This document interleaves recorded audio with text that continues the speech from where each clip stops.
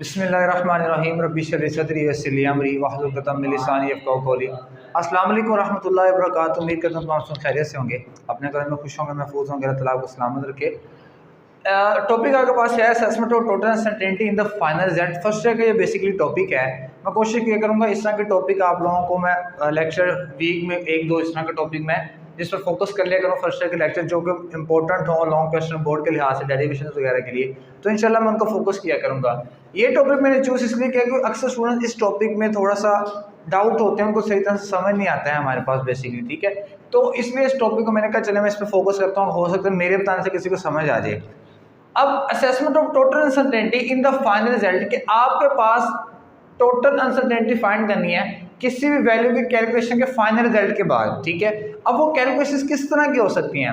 हमारे पास वो calculation addition और सब्ट्रैक्शन हो सकती है, वो कैलकुलेशन मल्टीप्लिकेशन और डिवीजन में हो सकती है, वही कैलकुलेशन एवरेज में हो सकती है, वही कैलकुलेशन किसी पावर फैक्टर के लिए भी आ सकती है, और उसमें कोई टाइमिंग्स वगैरह का भी हो, मींस के पेंडुलम का टाइम पीरियड फाइंड आउट करना है, स्प्रिंग में सिस्टम का फाइंड करें टाइम पीरियड, या किसी वेव का फाइंड करें, तो ये क्या है, ये कैलकुलेशंस भी हमारे पास हो सकती हैं जिसमें टाइम वैल्यूज भी एडजस्ट हो रही हों। तो इस तरह की ये 5 टाइप की कैलकुलेशन जो है हमारे पास फिजिक्स में हो सकती हैं, मौजूद हो सकती हैं, जिनसे हमें टोटल रिजल्ट जब टोटल कैलकुलेशन कर लें हम लोग उनकी, तो हमें उनका फाइनल रिजल्ट निकालना पड़े। तो इसके लिए सबसे पहले देखते हैं हमारे पास, हमने प्रिसिजन एंड एक्यूरेसी में डिस्कस की थी कुछ इंपॉर्टेंट चीज़ें, वो मैं दोबारा डिस्कस कर देता हूँ ताकि आप लोगों को पता लग जाए कि हमने इसमें इंपॉर्टेंट चीज़ें कौन कौन सी अपने माइंड में रखनी है। प्रिसिजन एंड एक्यूरेसी के लिए, प्रिसिजन एंड एक्यूरेसी के लिए सबसे पहले हमने पढ़ी थी एब्सोल्यूट अनसर्टेनिटी, इसी टॉपिक में एब्सोल्यूट अनसर्टेनिटी, ठीक है। ये मैं क्यों बता रहा हूँ, इसको आगे जाके हेल्पफुल रहेगा इस टॉपिक को समझने के लिए हमारे लिए। देन हमने पढ़ी थी फ्रैक्शनल अनसर्टेनिटी, फ्रैक्शनल अनसर्टेनिटी, ठीक है। और इसके बाद हमने पढ़ी थी percentage uncertainty, percentage uncertainty,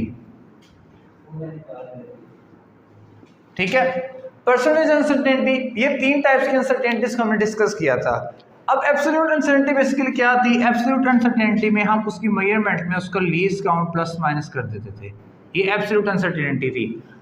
fractional uncertainty कैसे फाइंड आउट करते थे? लीस्ट काउंट को डिवाइड कर देते थे मेजर्ड वैल्यू से, मेजर्ड वैल्यू से, ठीक है। और अगर परसेंटेज अनसर्टेनिटी निकालनी है तो फ्रैक्शनल अनसर्टेनिटी को मल्टीप्लाई कर दें 1000 से, तो आपके पास परसेंटेज अनसर्टेनिटी फाइंड आउट हो जाती है, ठीक है।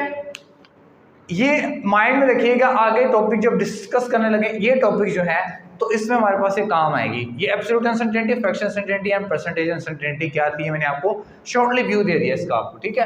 अच्छा देखिए, अब सबसे पहला टॉपिक जो हमारे पास प्रिसिजन एंड एक्यूरेसी के फाइनल असेसमेंट रिजल्ट्स के लिए है, सबसे पहले हम देखते हैं फॉर एडिशन एंड सब्ट्रैक्शन। तो पहले हम लिख लेते हैं for addition and subtraction, for addition and subtraction, ठीक है। अब एडिशन और सब्ट्रैक्शन के लिए ये रूल्स कुछ याद कर लें इन 5 पॉइंट्स के लिए।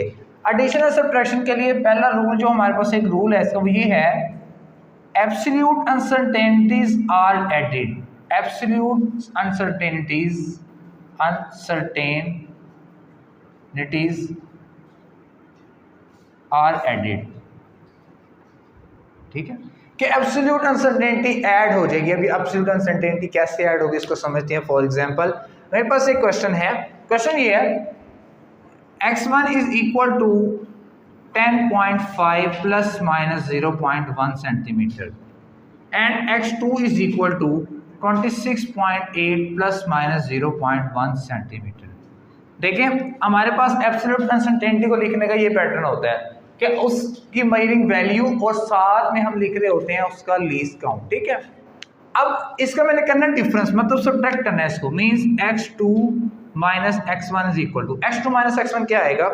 देखिए x2 माइनस x1 आपके पास आएगा 8 में से 5 3 6 एज इट इज, और 2 में से 1 16.3 प्लस माइनस। अब देखें हमने किया x2 माइनस x1 मीन इसमें से इसको माइनस किया, लेकिन इसमें से इसको माइनस नहीं करना आपने।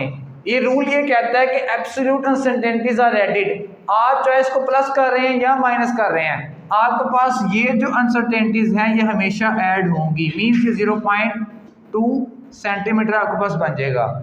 दोबारा सुने, एब्सोल्यूट अनसर्टेनिटी और ऐड का मतलब एडिशन और सब्ट्रैक्शन के लिए आपके पास ये मेजरिंग वैल्यू सिर्फ ऐड या सब्ट्रैक्ट होंगी, ठीक है, लेकिन जो लीस्ट काउंट की वैल्यूज लिखी होंगी वो कभी भी सब्ट्रैक्ट नहीं होंगी, या जो प्लस माइनस के साथ लिखी होंगी वो हमेशा फॉर एडिशन सब्ट्रैक्शन के लिए ऐड होंगी। ये बात याद रखिएगा। ये आपके पास रूल था फॉर एडिशन एंड सब्ट्रैक्शन के लिए। चलते हैं नेक्स्ट रूल पे, मल्टीप्लिकेशन और डिवीजन के लिए देखते हैं इसको। For multiplication and division, for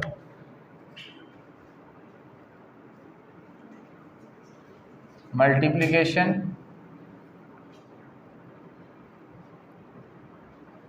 and division कि आपके पास मल्टीप्लिकेशन और डिवीजन के लिए हम कैसे फाइंड आउट करेंगे। लेकिन मल्टीप्लिकेशन और डिवीजन के लिए रूल याद कर लें आप लोग, वो ये है कि परसेंटेज अनसर्टेनिटीज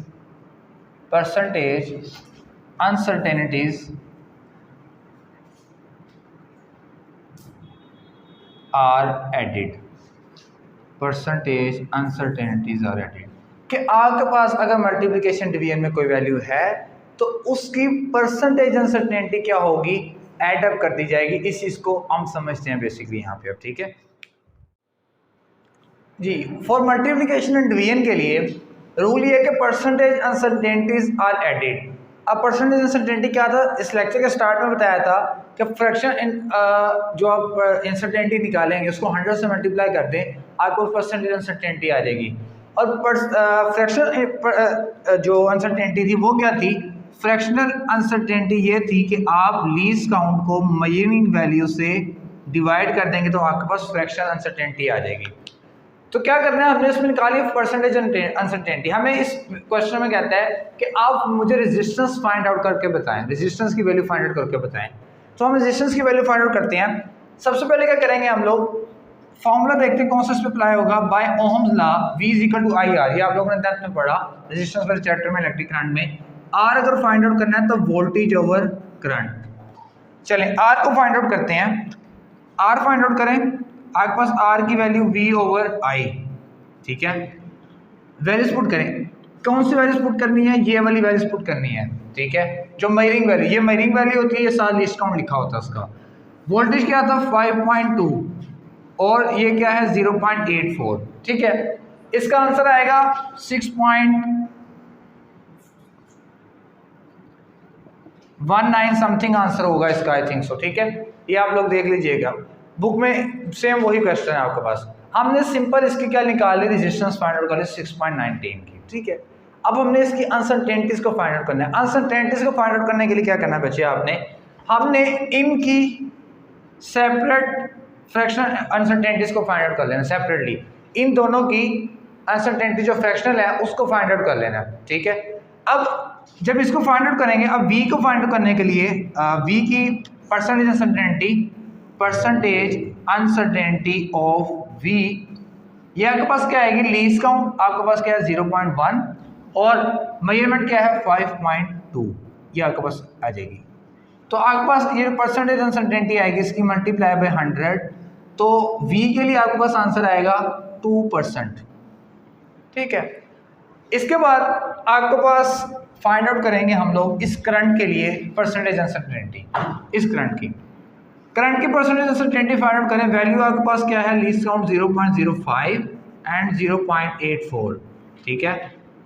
0.05 और 0.84 आपके पास इसकी परसेंटेज अनसर्टेनिटी है। ये परसेंटेज अनसर्टेनिटी फाइंड आउट करें करंट की, हम मल्टीप्लाई बाय 100, ठीक है।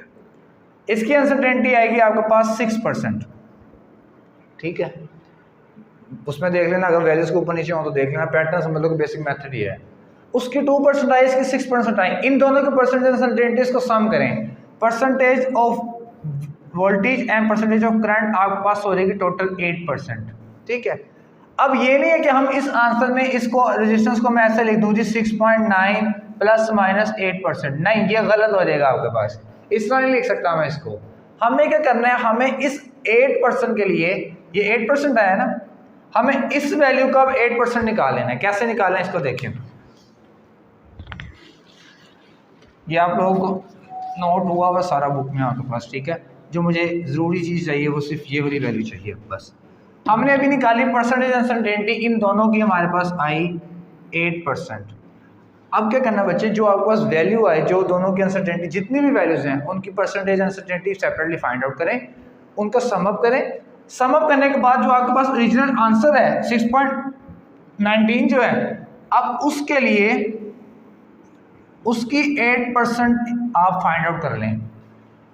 मीन्स जो ये 8% है ना, इसको 6.19 की 8% फाइंड आउट कर लें। जो आंसर आपके पास आएगा वो आपके पास आंसर होगा इस रेजिस्टेंस के लिए, जिसको हम लिख देंगे।